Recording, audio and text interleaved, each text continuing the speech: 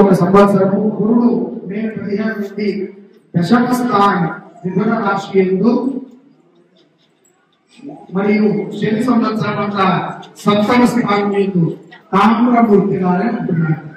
వీరికి నాగరిక లక్షణాలు చాలా ఎక్కువగా ఉంటాయి. సంవత్సరము కొత్తగా కొంతమంది కన్యా రాశి జాతకులు రాజకీయ ప్రవేశం కూడా చేయవచ్చు. అలాగే ప్రవేశమే చేయడం కాకుండా ఎచ్చు కోసమై కొంత డబ్బులు ఖర్చు పెట్టేటువంటి మనస్తత్వాన్ని కలిగి ఉంటారు. అధిక ఆవేశంతో కూడా కొన్ని నిర్ణయాలు తీసుకుంటూ ఉంటారు. న్యాయ వ్యవస్థ ఎందు వీరికి కొన్ని విజయాలు లభిస్తాయి. ప్రేమ వ్యవహారాలు బాగా కలిసి వస్తాయి. అలాంటి చెప్పి ఇతర పరిస్థితులని ఇతరులని ప్రేమించి కలిసి వస్తాయి కదా అని చెప్పి దేశానికి రాష్ట్రానికి చెడు చేసేటువంటి పనులు మాత్రం కన్యా రాశి వారు చేస్తారు. దూరపు ఉద్యోగాల మీద మమకారం పెంచుకుంటారు.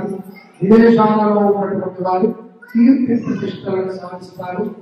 ఉద్యోగ అవకాశాలు దూరంగా చేసుకునేటువంటి అవకాశాలు కూడా కన్యా రాశి వారికి ఈ సంవత్సరం ఉన్నాయి.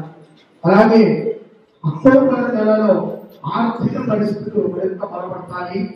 దైవ భక్తితో కొన్ని కార్యాలని సాధించగలుగుతారు.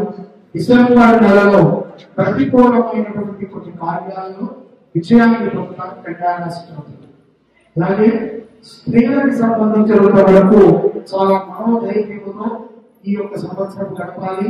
కొన్ని విపత్కరమైనటువంటి వర్తమానాలని సింహరాశి జాతకులు కన్యా రాశి జాతకులు వినవలసి వస్తుంది. తద్వారా కొంత మనోధైర్యం వచ్చేటువంటి అవకాశం. ప్రతి బుధవారం కూడా గరికిని గణపతిని సమర్పించడము, దుర్గా అమ్మవారిని ప్రతి శుక్రవారం దర్శనం చేయడము, దుర్గా స్తోత్ర పఠనం చేయడము మంచిది.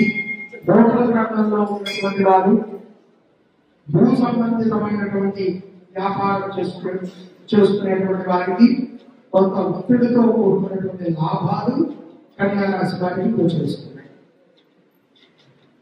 తులా రాశి